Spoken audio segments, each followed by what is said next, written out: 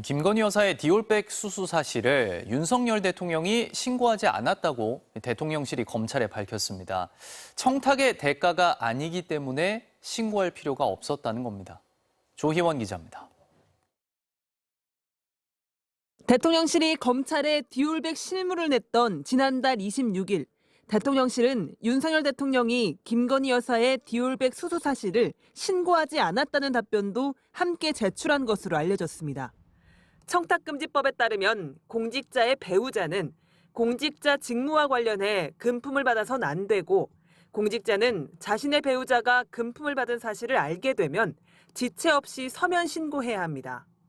신고하지 않은 공직자는 3년 이하의 징역 또는 3천만 원 이하의 벌금에 처할 수 있습니다. 김 여사는 윤 대통령이 디올백을 알게 된 건 작년 11월 서울의 소리 취재 요청 때라고 검찰에 진술했습니다. 8개월 전입니다. 디올백을 청탁의 대가로 받은 것이 아니기 때문에 직무 관련성이 없고, 따라서 신고 의무가 없다는 게 김 여사 측 입장입니다. 검찰에서도 윤 대통령이 청탁금지법상 신고 의무를 위반한 것으로 보기는 어렵다고 가닥을 잡은 분위기입니다. 국민권익위원회의 청탁금지법 해설집에는 공직자는 배우자가 공직자의 직무와 관련해 금품을 받은 사실을 안 경우 신고 의무가 발생한다고 돼 있습니다. 하지만 직무 관련성이 없더라도 신고는 해야 한다는 해석도 법조계 일각에서 나옵니다.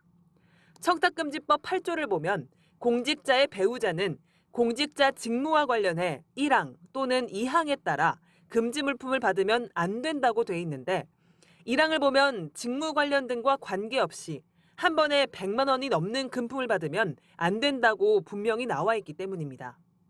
본인이 기관장인 윤 대통령이 별도 신고를 할 필요가 없는 것 아니냐는 주장도 있습니다. 다만 청탁금지법에는 감사원이나 수사기관 등에도 신고할 수 있다고 돼 있습니다.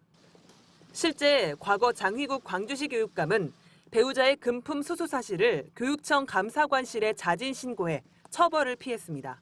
MBC 뉴스 조희원입니다.